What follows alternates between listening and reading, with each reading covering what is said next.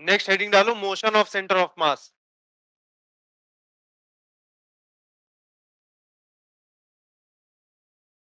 Motion of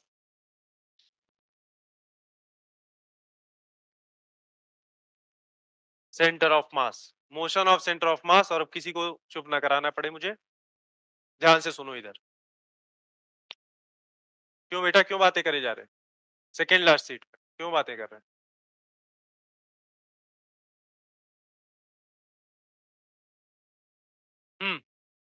देखो,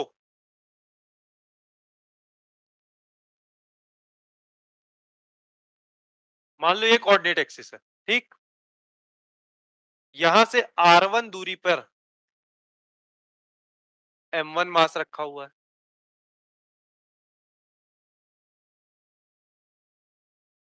r2 दूरी पर m2 मास रखा हुआ है, r3 दूरी पर m3 मास रखा हुआ है, so on and so fourth. इस तरीके से मासे रखे हुए हैं। अभी तक हम लोग क्या कर रहे थे, इनके सेंटर ऑफ मास के कोऑर्डिनेट्स निकाल लेते। Simply m1r1 plus m2r2 plus m3r3 divide में m1 plus m2 plus m3। तो हम मान लेते थे इस पूरे सिस्टम का कुछ तो एक कोऑर्डिनेट आता था, हम मान लेते थे कि उस कोऑर्डिनेट पर इस सिस्टम का पूरा मास रखा हुआ हम मान सकते हैं। यही बोलते थे सेंटर ऑफ मास का मतलब ही यही है कि उस एक पार्टिकुलर पॉइंट पर मैं उस सिस्टम का पूरा मास रखा हुआ मान सकता हूं। अभी तक m1 कैसा मान रहे थे, रेस्ट पे ही पड़ा हुआ है। बट क्या कोई जिंदगी भर ये रेस्ट पे ही पड़ा रहेगा? हो सकता है इनके बीच में कुछ फोर्सेस लग रहे हो। ये मास है मान लो m1 m2 m3, इनके बीच में ग्रेविटेशनल अट्रैक्शन हो सकता है। तो उसकी वजह से क्या होगा, ये एक दूसरी जगह, एक जगह से दूसरी जगह जाएंगे। जब ये जाएंगे तो क्या r1 चेंज होगा, r2 चेंज होगा, r3 चेंज होगा। इसी तरीके से rn मतलब जितने भी मास होंगे सबके सबके कोऑर्डिनेट्स चेंज होंगे, चेंज होंगे।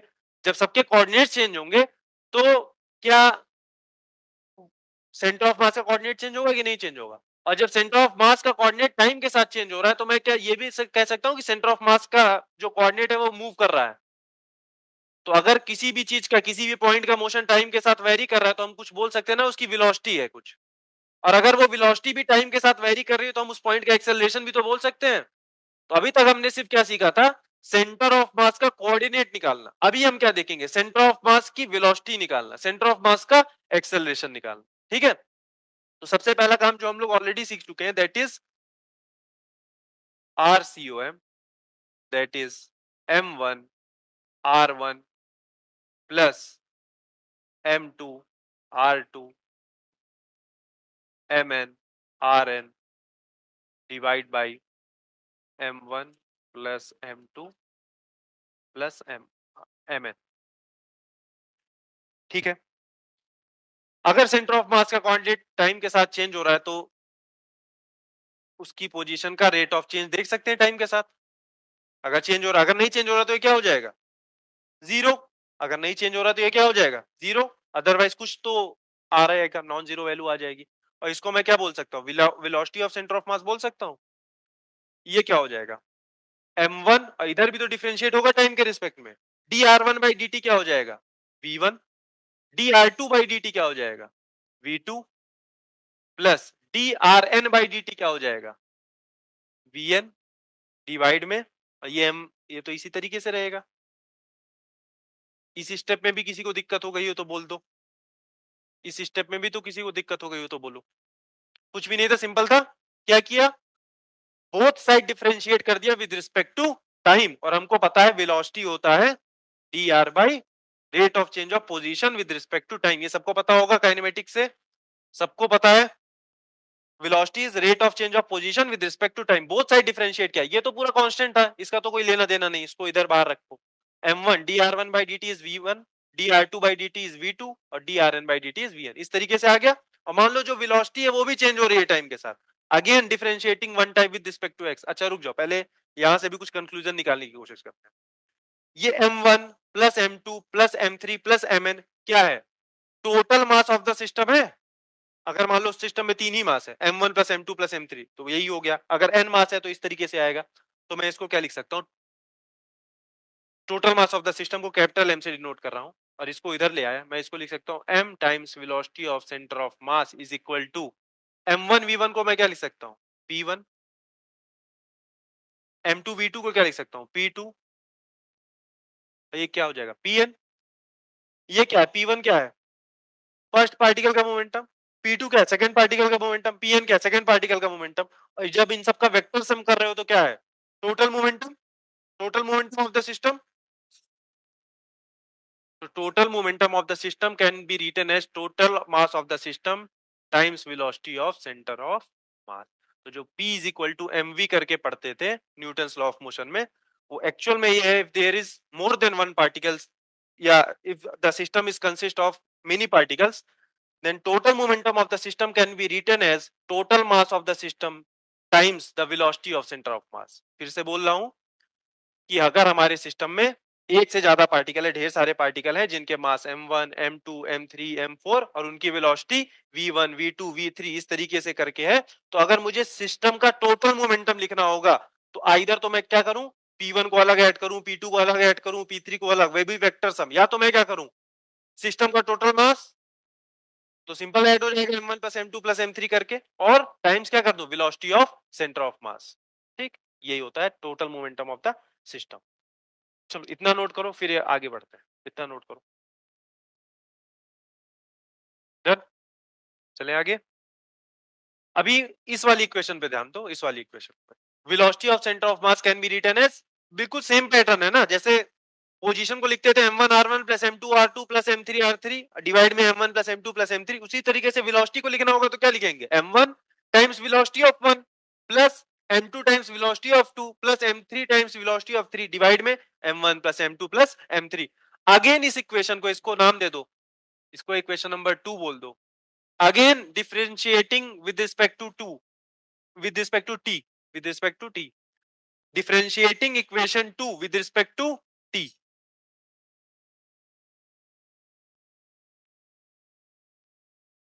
Differentiating equation number 2 with respect to time. अभी क्या आ जाएगा यहाँ पे d by dt of velocity of center of mass can be written as m1, चलो इस बार मैं लिख देता हूँ यहाँ पे d by dt of v1 plus m2 d by dt of v2 mn d by dt of vn divide में m1 plus m2 plus mn। ठीक, अब d by dt of velocity of center of mass को मैं क्या लिख सकता हूँ acceleration of center of mass can be written as m1 dv1 by dt will be what m1 a1 plus m2 और x, acceleration vector quantity है तो vector sign लगा mn, रुक जाओ और थोड़ा नीचे लिखता हूँ, acceleration of center of mass will be m1 a1 plus m2 a2 plus mn an divide में m1 प्लस m2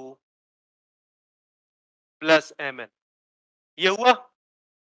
अगेन देखो इस m1 plus m2 plus mn को मैं क्या लिख सकता हूं total mass of the system, तो कैपिटल M बोल सकता हूं, इसको इधर भेज दिया, that would be capital M times acceleration of centre of mass is m1 a1, m1 a1 क्या है f1 force on particle 1, m2 a2 क्या है फोर्स ऑन पार्टिकल 2, इसी तरीके से फोर्स ऑन पार्टिकल n, और ये क्या हो जाएगा net force on system F1 plus F2 plus Fn क्या हो जाएगा net force on system, that is F net is equal to total mass of the system and acceleration of center of mass। ये हो गया तुम्हारा Newton second law properly.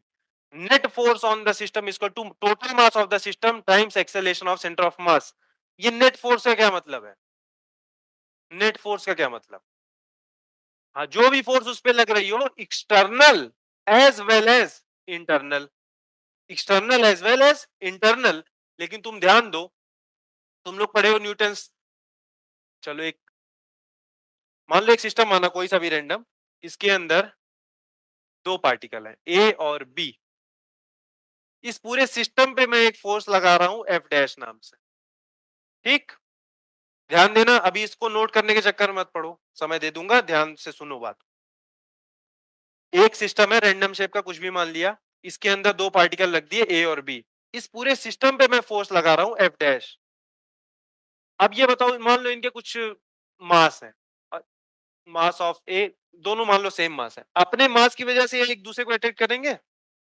इसके ऊपर force लगेगी force on A due to B, इसके ऊपर force कितनी लगेगी, force on B due to A. और तुमको न्यूटन थर्ड लॉ से पता है कि force on A due to B will be equal and opposite to force on B due to A. दोनों एक्शन रिएक्शन पेयर है, दोनों का मैग्नीट्यूड बराबर होगा और डायरेक्शन अपोजिट होगा। तो अगर मैं इस सिस्टम को पूरा मतलब ए और बी दोनों को सिस्टम का हिस्सा मान लेता हूं, तो force on A due to B और force on B due to A system की क्या हो जाएगी, इंटरनल फोर्स, और क्या हो जाएगी, कैंसिल आउट। तो मैं इसको ये भी लिख सकता हूं, net force on the system की जगह ये भी लिख सकता हूं, net external force on the system equal to mass of the object and acceleration of centre of mass, क्योंकि इंटरनल फोर्स क्या हो जाती है सिस्टम की, कैंसिल आउट हो जाती है, कैंसिल आउट हो जाती है। ठीक, ये बात ध्यान रखना। और अगले 10-15 मिनट में जो बोलूंगा नोट करने के बाद, मतलब मोस्ट इंपॉर्टेंट है, मोस्ट इंपॉर्टेंट। वो जो बोट वोट वाली प्रॉब्लम करते हो भले ही सॉल्व करना कोई तो सिखा देगा तुमको, बट प्रॉपर रीजन भी देंगे हर एक चीज का, एक एक प्रॉपर रीजन दूंगा, ठीक है, और अच्छे से समझ आएगा। बस इसको नोट करो। ये हो गया, अब ध्यान दो।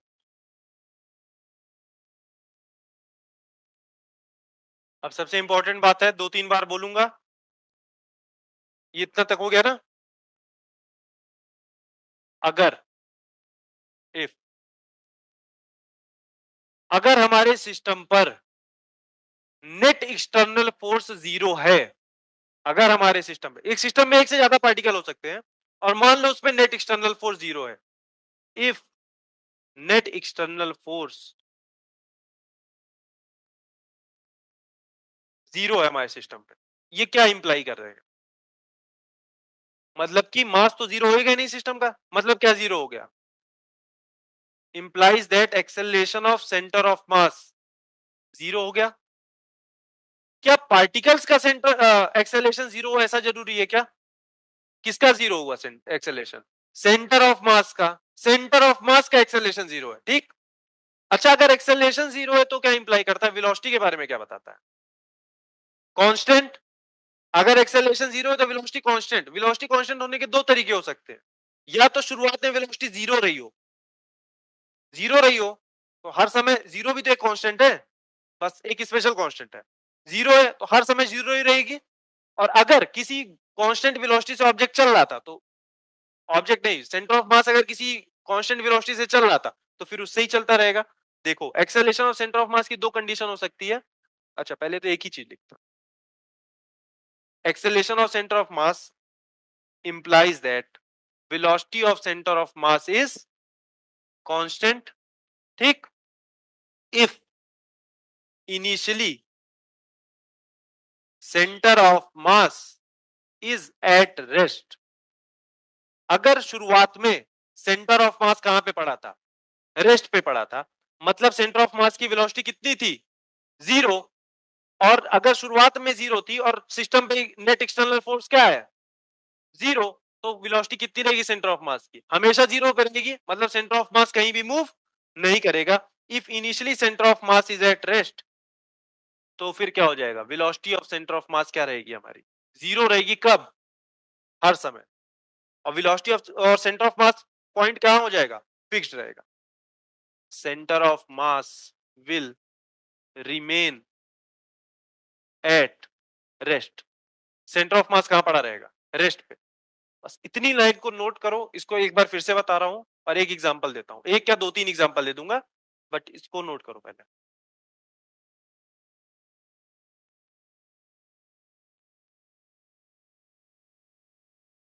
और अगर शुरुआत में सेंटर ऑफ मास रेस्ट पे नहीं था, किसी यूनिफॉर्म वेलोसिटी से चल रहा था, तो उसी वेलोसिटी से चलता रहेगा ना, फिर सेंटर ऑफ मास की वेलोसिटी क्या हो जाएगी, फिक्स हो जाएगी। मान लो शुरुआत में सेंटर ऑफ मास की वेलोसिटी कितनी थी, 2 मीटर पर सेकंड, तो कुछ भी हो जाए समय, सेंटर ऑफ मास की वेलोसिटी फिक्स हो गई 2 मीटर पर सेकंड, ठीक। तो अभी के लिए तो पहले इतना लिखो, फिर आगे बढ़।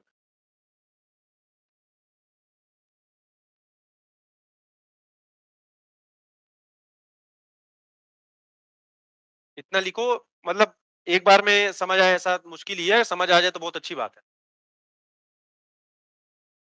कुछ है नहीं, बस एक एक सिस्टम के लिए पढ़ते हैं तो समझ में आता है, कभी सिस्टम ऑफ पार्टिकल्स आ जाते हैं तो थोड़ा दिमाग कम चलता है।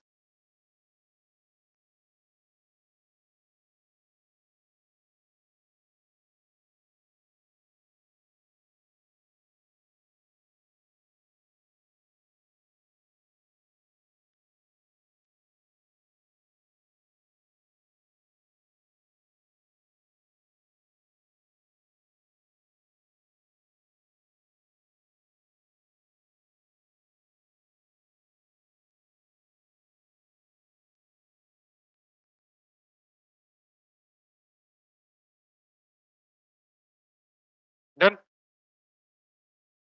क्या सीखा हमने? हमने सीखा था net force on a system is equal to total mass of the system times acceleration of centre of mass. ये सीखा था सब लोग हैं साथ में अभी तक। अगर सिस्टम पे नेट एक्सटर्नल फोर्स जीरो है, इसका मतलब उसके सेंटर ऑफ मास का एक्सेलरेशन कितना होगा?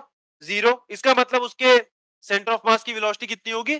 कांस्टेंट। और अगर कांस्टेंट का मतलब अगर शुरुआत में जीरो तो बाद में भी हर समय क्या रहेगी? सेंटर ऑफ मास की वेलोसिटी जीरो, मतलब सेंटर ऑफ मास जहां पे पड़ा था वहीं पड़ा रहेगा।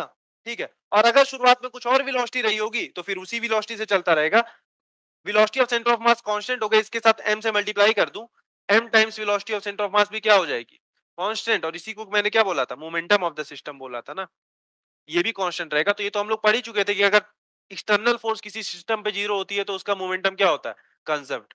यही है मोमेंटम कंजर्वेशन। ठीक है। अब बात सुनो, अब एग्जांपल देखो, अब ये सब भूल जाओ, ये सब भूल जाओ।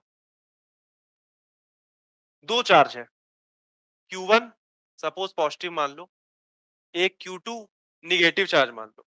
ठीक। Q1 कैसा? पॉजिटिव चार्ज, Q2 कैसा? निगेटिव चार्ज, दोनों पॉइंट चार्ज है। इसके वजह से इस पे फोर्स लगेगी force on one due to two attraction. इसकी वजह से इस पे फोर्स लगेगी force on two due to one attraction. अब ये बताओ, अगर मैंने इस पूरे दोनों चार्जेस को एक ही सिस्टम मान लिया, एक्चुअल में क्या होगा? शुरुआत में तो मैंने मान लो इनको बांध ऐसे पकड़ करके रखा हुआ है। ठीक है, शुरुआत में मैंने ऐसे पकड़ करके रखा हुआ, इनिशियली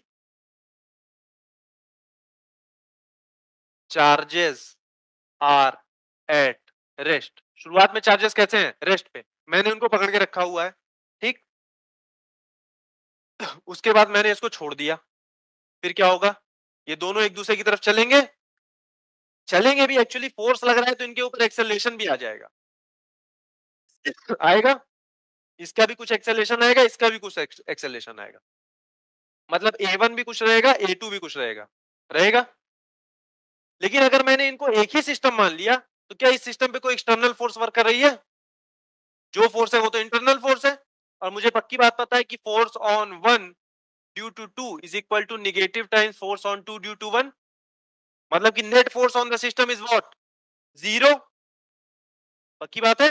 मतलब acceleration of centre of mass will be, मतलब velocity of centre of mass will be constant. और अगर शुरुआत में जीरो होगी तो हर समय जीरो रहेगी। मतलब ये चार्ज तो चल सकता है, ये चार्ज तो चल सकता है, बट एक कोई ऐसा पार्टिकल है जो नहीं चल रहा है। उस पार्टिकल का नाम क्या है? एक पॉइंट, सॉरी, एक ऐसा पॉइंट है जो नहीं चल रहा है। वो पॉइंट कौन सा है? Centre of mass. Centre of मास का पॉइंट हमेशा किधर रहेगा? रेस्ट पे रहेगा। बात समझ में आई? और सुनो, इसी तरीके से अगर मैं ऐसा बोल देता, एक M1 मास है, एक M2 मास है, दोनों के ऊपर क्या लग गई? ग्रेविटेशनल। अच्छा ठीक है, ये भी छोड़ो, अभी इसको थोड़ा और डिस्कस करते हैं। अगर मैं इन दोनों को एक सिस्टम ना मानता, सिर्फ इसको एक सिस्टम मानता, इसको एक सिस्टम मानता, इसकी बात करो, इसके ऊपर तो एक नेट फोर्स लग रही है, इसके ऊपर तो एक ही फोर्स है इधर। उसकी वजह से क्या हो रहा है? इसका क्या हो रहा है?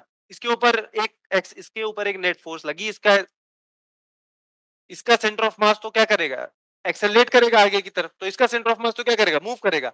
इसका सेंटर ऑफ मास मूव कर सकता है, इसका सेंटर ऑफ मास भी अलग से मूव कर रहा होगा। लेकिन जब मैंने पूरे सिस्टम को मान लिया, उसके ऊपर नेट फोर्स क्या आ गई? जीरो। तो तुमसे अगर ये पूछे कि क्या Q1 का सेंटर ऑफ मास रेस्ट पे है? नहीं। क्या Q2 का सेंटर ऑफ मास रेस्ट पे है? क्या पूरे सिस्टम का सेंटर ऑफ मास रेस्ट पे है? हाँ।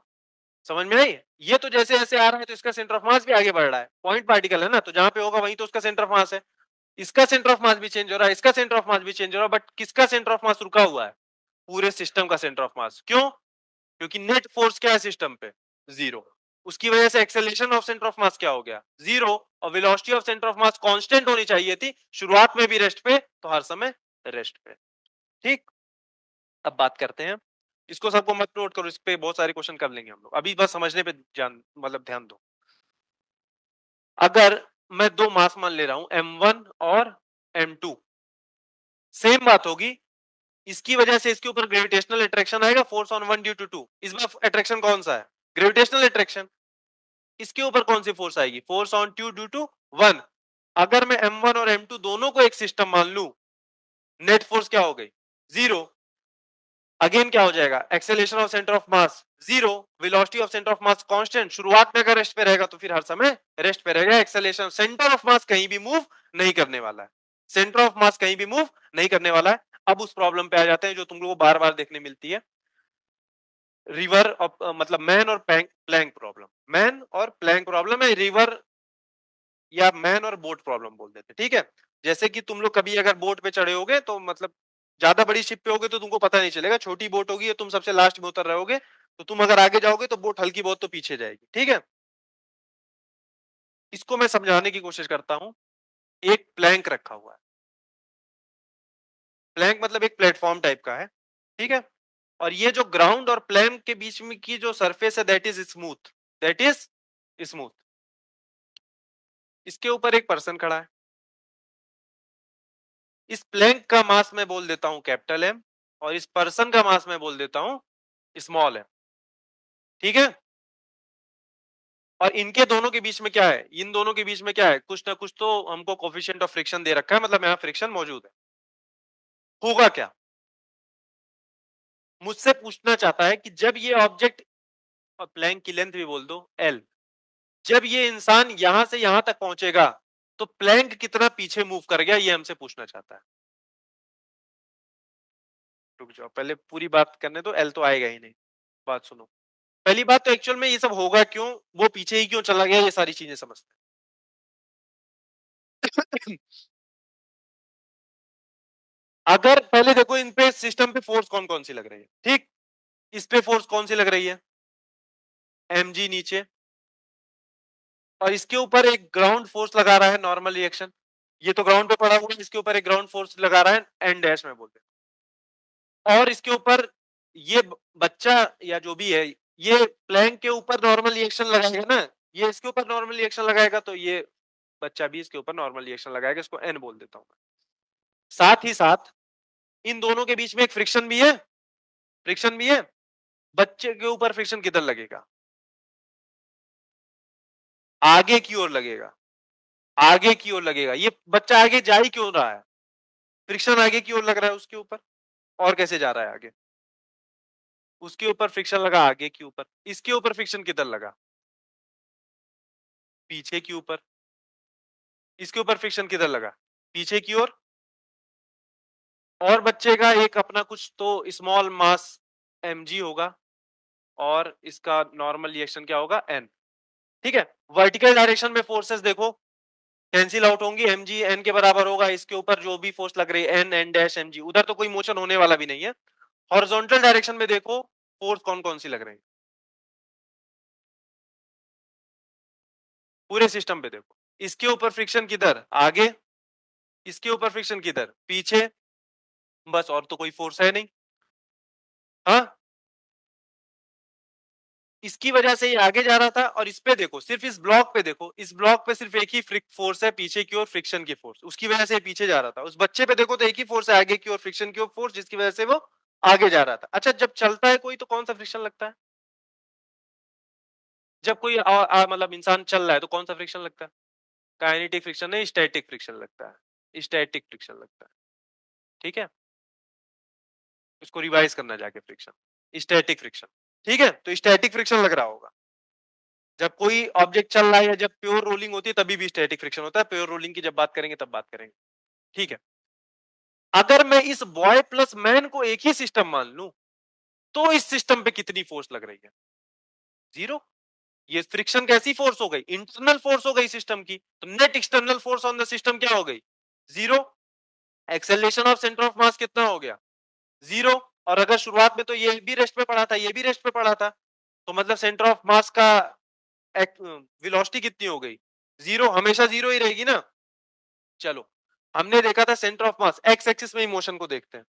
X coordinate of centre of मास को मैं लिख सकता हूं m1 x1 plus m2 x2 upon m1 plus m2। ऐसा ही क्वेश्चन भी एक दिया था पिछले वाले टेस्ट में जो स्वरूप ने ठीक किया था।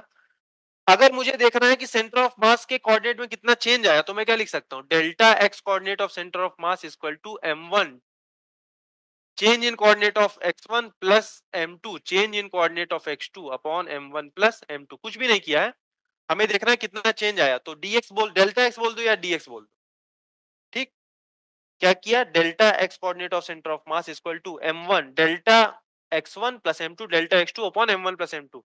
बट सिंस एक्सटर्नल फोर्स तो क्या है इस पे, जीरो, मतलब कि velocity of centre of mass is zero, मतलब कि सेंटर ऑफ मास का जो कोऑर्डिनेट है वो क्या है, रेस्ट पे है, वो तो रेस्ट पे है, मतलब कि डेल्टा एक्स क्या हो जाएगा, डेल्टा एक्स क्या हो जाएगा, जीरो।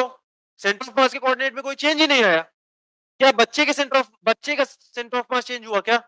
हाँ, बच्चे का सेंटर ऑफ मास चेंज हुआ। बच्चा यहां से यहां पहुंच गया, उसका सेंटर ऑफ मास पहले यहां पे था, अभी उसका सेंटर ऑफ मास कहां पे है, इधर पहुंच गया। क्या प्लेन का सेंटर ऑफ मास चेंज हुआ क्या? हुआ, हुआ चेंज हुआ। प्लेन का सेंटर ऑफ मास भी चेंज हुआ। ये प्लैंक शुरुआत में यहाँ था, फिर आगे चला गया। शुरुआत में प्लैंक का सेंटर ऑफ मास कहाँ पे होगा, इसके ज्योमेट्रिकल सेंटर पे। बट बाद में जब ये प्लैंक यहाँ पे पहुंच जाएगा तो इसका सेंटर ऑफ मास चेंज हो जाएगा कि नहीं चेंज हो जाएगा, हो जाएगा। बट क्या बॉय प्लस प्लैंक का सेंटर ऑफ मास चेंज हुआ क्या? नहीं चेंज हुआ। यही मैं सिखा रहा था उस समय कि एक चार्ज का सेंटर ऑफ मास तो चेंज हो रहा होगा, दूसरे वाले का भी चेंज हो रहा होगा, क्या पूरे सिस्टम का सेंटर ऑफ मास चेंज हो रहा है क्या? नहीं, वो तो रेस्ट पे ही पड़ा रहेगा। अब बात समझ आई? कम भी समझ आए कोई बात नहीं, मैं कल भी समझा सकता हूँ, कोई दिक्कत नहीं है, मैं बहुत आराम से भी समझा सकता हूँ। और इतना तो कोई बताता भी नहीं, सब जो बोलते हैं m1 x delta x m2 delta x2 को जीरो कर दो, आंसर आंसर सब निकल आएगा, वो तो दो लाइन में सीख जाओगे। कॉन्सेप्ट समझना जरूरी। ठीक, फिर से सारी बातें बताता हूँ। हॉरिजॉन्टल डायरेक्शन में एक ही फोर्स लग रही थी, फ्रिक्शन की फोर्स। ठीक, अलग अलग मैं देखता, अगर बच्चे को सिर्फ देखता तो बच्चे पे तो एक फोर्स लग रही थी, एक्सटर्नल फोर्स फ्रिक्शन की वजह से, उसकी वजह से उसका सेंटर ऑफ मास एक्सेलरेट करता। अगर प्लैंक पे देखता तो उस पे भी एक एक्सटर्नल फोर्स लग रही थी, उसकी वजह से उसका सेंटर ऑफ मास एक्सेलरेट करता। बट जब मैंने बॉय प्लस प्लैंक को एक सिस्टम मान लिया तो इंटरनल फोर्स क्या हो गई, कैंसिल आउट हो गई, और इस पे कोई तो एक्सटर्नल फोर्स लग ही नहीं रही है, इसलिए सेंटर ऑफ मास का एक्सेलरेशन क्या हो जाएगा, जीरो। और अगर शुरुआत में सेंटर ऑफ मास रेस्ट पे था तो हर समय सेंटर ऑफ मास किस पे रहेगा, रेस्ट पे। सेंटर ऑफ मास किसका, बॉय प्लस प्लैंक का। ठीक, मतलब डेल्टा एक्स सेंटर ऑफ मास का एक्स कोऑर्डिनेट तो कुछ भी चेंज नहीं हुआ, मतलब ये क्या हो गया, जीरो। और m1 प्लस m2 को इधर मल्टीप्लाई कर दूं तो वो भी तो जीरो ही हो जाएगा। यहां आ जाएगा m1 delta x1 plus m2 delta x2 is equal to zero. ठीक है, एक डायग्राम बनाता हूं मैं यहाँ पे। शुरुआत में क्या रहेगा, शुरुआत में ये प्लैंक ऐसे है, यहाँ पे बॉय इस तरीके से खड़ा है, इसकी लेंथ l, इसका मास m, इसका मास स्मॉल m। बाद में क्या हो जाएगा, बाद में क्या हो जाएगा, ये बॉय चलते चलते यहां पहुंच गया, ये बॉय चलते चलते यहां पहुंच गया। प्लैंक उसकी वजह से किधर, आज मान लेते हैं एक्स शिफ्ट हो गया, मान लेते हैं कितना शिफ्ट हो गया, एक्स। और ये बॉय यहां पे पहुंच गया। अब अगर एक्स शिफ्ट हो गया तो प्लैंक का सेंटर ऑफ मास तो एक्स शिफ्ट हुआ होगा। अब बॉय यहां से यहां पहुंच गया तो बॉय का सेंटर ऑफ मास भी तो चेंज हुआ होगा, बट किसका नहीं चेंज हुआ, बॉय प्लस प्लैंक का सेंटर ऑफ मास नहीं चेंज हुआ। चलो, अब हम कहां से देख रहे हैं मोशन को, हम देख रहे हैं ग्राउंड से, क्योंकि इसमें भी खेल हो सकता है, तुमसे पूछ ले कहां से मोशन देख रहा हो, ग्राउंड से देख रहा हूं मैं। जब मैं ग्राउंड से देखूंगा तो मुझे ये बॉय कितना चलता हुआ दिखेगा, m1 तो पहली बात मास है बच्चे का, m, इसका डिस्प्लेसमेंट कितना हुआ, डेल्टा x1 मतलब उसके सेंटर ऑफ मास का कितना डिस्प्लेसमेंट हुआ, कितना हुआ बताओ, l नहीं हुआ, वो तो जा रहा है इधर, प्लैंक भी इधर ही आ रहा है, वो तो कितना गया, l माइनस एक्स। बच्चे को तो लगेगा कि l चला है, बट जो ग्राउंड से देख रहा है उसको तो कितना लगेगा कि l माइनस एक्स चल रहा है, l माइनस एक्स ही तो लगेगा, वो भी तो पीछे आ रहा है प्लैंक, कम ही तो चलना पड़ेगा। देखो सीधी बात है, वो लास्ट बेंच पे बैठा है, मैं इधर बैठा हूं, उसको मुझे कुछ भी देना हुआ तो या तो मैं ऐसा कर सकता हूं कि वो वहीं पे पड़ा है, बैठा रहे, और मैं जाऊं उसको वो सामान दे दूं। ठीक है, तो मुझे कितना डिस्टेंस चलना पड़ेगा, एल, मान लो मैं हम दोनों के बीच की दूरी एल है। या तो ऐसा हो सकता है कि मैं इधर से जा रहा हूं, वो भी उधर से आ जाए, तो क्या मुझे एल अभी भी चलना पड़ेगा क्या? कुछ तो कम चलना पड़ेगा जितना वो आगे आ गया। तो प्लैंक कितना आगे आ गया? एक्स। तो मुझे कितना चलना पड़ा? L minus x. इसका सेंटर ऑफ मास चेंज हुआ L minus x plus m2। m2 किसका मास? प्लैंक का मास। ये कितना चला? x चला, लेकिन पीछे की ओर चला, तो माइनस एक्स। और ये किसके बराबर है? जीरो, क्योंकि सेंटर ऑफ मास का तो कोई कोऑर्डिनेट चेंज ही नहीं हुआ। बॉय का सेंटर ऑफ मास कितना चेंज हुआ? L minus x. प्लैंक का कितना चेंज हुआ? माइनस एक्स, लेकिन सिस्टम का जीरो। अभी इसको सॉल्व करोगे तुमको क्या निकालना था? प्लैंक कितना पीछे गया, मतलब एक्स निकालना था। क्या हो जाएगा? M x is equal to m l minus x. कुछ भी मत नोट करो, ये सब कल भी कर लेंगे, अभी समझने की बात है। M plus m x is equal to m l x is equal to m l upon m plus m. इतना चल गया पीछे प्लैंक। और तुमसे पूछ पूछ ले बॉय कितना चला गया आगे, तो एल माइनस एक्स निकाल लेना आराम से, एक्स माइनस कर देना उसमें से। तो वो जो भी बोर्ड वगैरह का क्वेश्चन पूछते हो, अब अगर तुमसे क्वेश्चन एक डीपीपी 2 का मैं पूछूं, क्वेश्चन में तुमको कुछ करना भी नहीं है।